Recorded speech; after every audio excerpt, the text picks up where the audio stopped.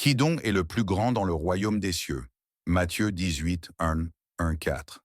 Thème: l'humilité, la vraie grandeur dans le royaume de Dieu. Les disciples, comme beaucoup d'entre nous, pensaient que la grandeur se mesurait par la position, la force ou l'importance visible. Mais Jésus renverse les critères du monde. Il place un petit enfant au centre pour répondre à leurs questions. Matthieu 18, 3. Si vous ne vous convertissez et si vous ne devenez comme les petits enfants, vous n'entrerez pas dans le royaume des cieux. 1. Une question d'ambition mal placée. Les disciples veulent savoir qui est le plus grand. Ils imaginent un royaume terrestre, une hiérarchie, des titres. Mais Jésus leur montre que le royaume des cieux n'est pas un royaume d'orgueil ou de compétition, mais un royaume d'humilité et de service. Marc 10, 43. Celui qui voudra être grand parmi vous, qu'il soit votre serviteur. 2. L'appel à la conversion intérieure.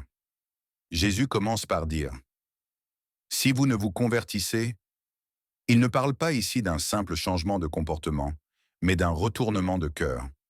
Devenir comme un enfant, c'est plus abandonner la volonté de dominer, plus reconnaître notre dépendance totale à Dieu, plus vivre dans la simplicité et la confiance. 3. L'humilité, la clé du royaume. Matthieu 18, 54. Quiconque se rendra humble comme ce petit enfant sera le plus grand dans le royaume des cieux. Un enfant ne cherche pas à impressionner, il fait confiance, il dépend. De même, Dieu cherche des cœurs humbles, pas des performances religieuses. Jacques 4, 6. Dieu résiste aux orgueilleux, mais il fait grâce aux humbles. 4. La grandeur selon Dieu.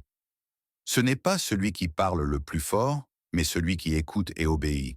Ce n'est pas celui qui est vu par les foules, mais celui qui prie dans le secret.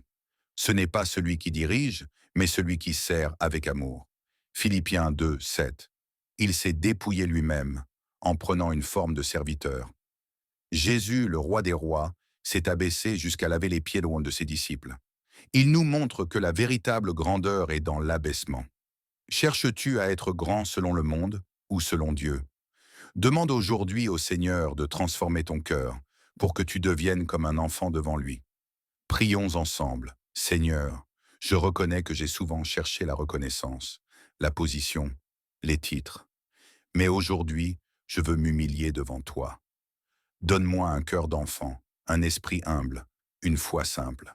Je veux être petit à mes yeux pour être grand dans ton royaume. Amen. Votre serviteur des pauvres, Père Macaire Ntumba.